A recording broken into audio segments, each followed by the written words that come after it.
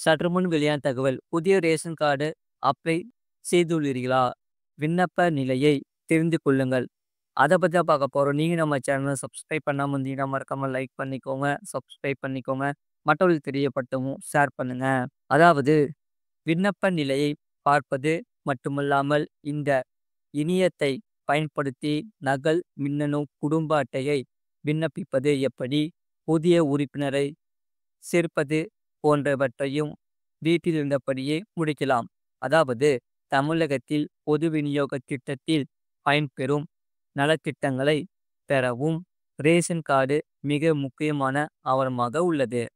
அதேபோல உணவுப் பொருள் வழங்கல் மற்றும் நுகர்வோர் பாதுகாப்பு துறையின் கீழ் வழங்கப்படும் ரேஷன் கார்டு மூலமாக தான் மகளிர் உரிமை திட்டம் என்ற நலத்திட்டங்களை மக்கள் பெற முடிகிறது. மேலும் குடும்பங்களை குறித்த விவரங்கள் அரசு சரிபார்த்து திட்டங்களை செயல்படுத்தவும் ரேஷன் கார்டு முக்கியமானதாக அமைகிறது. இந்த ரேஷன் கார்டை வீட்டில் இருந்தபடியே விண்ணப்பிக்கவும் திருத்தங்கள் செய்யவும் அரசு அனுமதிக்கிறது. அதற்காக முதலில் என்ற இணையதளத்திற்கு வாடிக்கையாளர்கள் செல்ல வேண்டும். அதாவது அந்த இணையதளத்திலேயே பயனர்கள் ஆங்கிலம் அல்லது தமிழ் என தங்களுக்கு வேண்டிய மொழியை தேர்வு செய்து கொள்ளலாம். இதையடுத்து வலது புறத்தில் மின்னணு அட்டை சேவைகளுக்காக பிரிவு கொடுக்கப்பட்டிருக்கும். அதில் நீங்கள் மின்னணு அட்டை விண்ணப்பத்தின் நிலை என்ற ஆப்ஷனை பயன்படுத்தி உள்ளே நுழைய வேண்டும். அடுத்ததாக இதையடுத்து உங்கள் குறிப்பு எண்ணை பதிவு செய்து உள்ளீடு செய்ய வேண்டும். குறிப்பு எண் உங்கள் ஸ்மார்ட் ரேஷன் கார்டை பதிவு செய்த போது உங்கள் கைபேசி எண்ணுக்கு வந்திருக்கும். அதாவது குறிப்பு எண்ணை பதிவு செய்த பிறகு உங்கள் விண்ணப்பம் எந்த நிலையில் உள்ளது என்பதை உங்களால் காண முடியும். விண்ணப்ப நிலையை பார்ப்பது மட்டுமல்லாமல் இந்த இணையதளத்தை பயன்படுத்தி நகல் மின்னணு குடும்ப அட்டையை விண்ணப்பிப்பது, புதிய உறுப்பினரை சேர்ப்பது, முகவரி மாற்றம்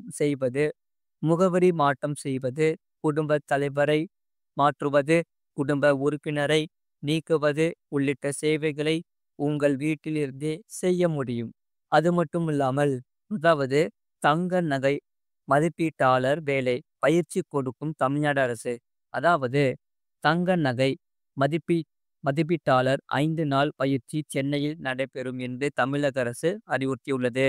சென்னையில் தங்க நகை மதிப்பீட்டாளர் பயிற்சி ஏற்பாடு செய்யப்பட்டுள்ளது. மே 19ஆம் தேதி முதல் மே 23ஆம் தேதி வரை காலை 10 மணி முதல் மாலை 5 மணி வரை தொழில் முனைவோர் மேம்பாட்டு மற்றும் புத்தாக்க நிறுவன வளாகத்தில் நடைபெறுகிறது. அதாவது இப்பயிற்சியில் தங்கம், செம்பு, வெள்ளி, பிளாட்டினம் ஆகிய உலோக தரம் அறிதல், உரைகள் பயன்படுத்தும் முறை, கேரட் அண்ட் கேரட், தங்கம் விலை நிர்ணயிக்கும் முறை, போர்ட் ரேட், ஆசிட் பயன்படுத்துதல், எடை அளவு இணைப்பான், தங்கம் தரம் அறிதல், ஆபண தங்கத்துக்கான கணக்கீட்டை முறை, ஐஎஸ் ரத்தினங்கள் மதிப்பீடு முறைகள், ஹோல்மார்க் தங்க அணிகலன்கள், ஆபரண வகைகள் மற்றும் போலியான நகைகளை அடையாளம் காணுதல், அதற்கான வழிமுறைகள் ஆகியன பல்வேறு கற்றுத்தரப்படும் என்று அறிவிக்கப்பட்டுள்ளது.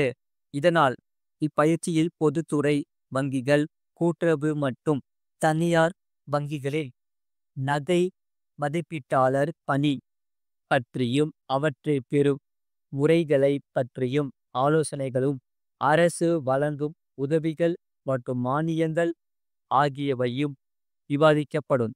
இப்பயிற்சி பற்றிய கூடுதல் விவரங்களை பெற விரும்புவோர் www.editn.in என்ற வலைத்தளத்தில் தெரிந்து கொள்ளலாம். மேலும் விவரங்களுக்கு அலுவலக வேலை நாட்களில் காலை 10 மணி முதல் மாலை 5:45 மணி வரை தொடர்பு கொள்ளலாம். இப்பயிற்சியில் கலந்து கொள்ள ஆர்வமுள்ளவர்கள் ஆண், பெண், திருநங்கைகள், 18 வயதுக்கு மேற்பட்ட, குறைந்தபட்ச கல்வி தகுதியாக 10ஆம் வகுப்பு தேர்ச்சி பெற்றவர்கள் விண்ணப்பிக்கலாம்.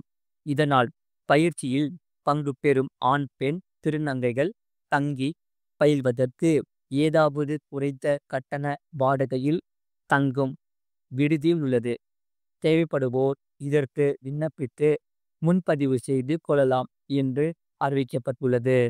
அதேபோல இப்பயிற்சியில் பற்றிய விவரங்களை அறிய விரும்புவோர் www.edin.in என்ற வலைத்தளத்தில் தெரிந்து கொள்ளலாம். அலுவலக வேலைநாட்களில் திங்கள் முதல் வெள்ளி வரை காலை 10 மணி முதல் மாலை 5 மணி வரை தொடர்பு கொள்ளலாம். முகவரி மற்றும் தொலைபேசி எண்கள் கீழே கொடுக்கப்பட்டுள்ளது.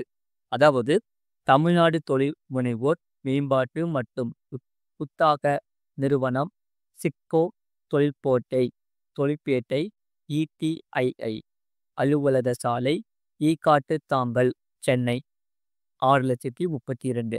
தொலைபேசி எண் 9360221280 அல்லது 9543773337.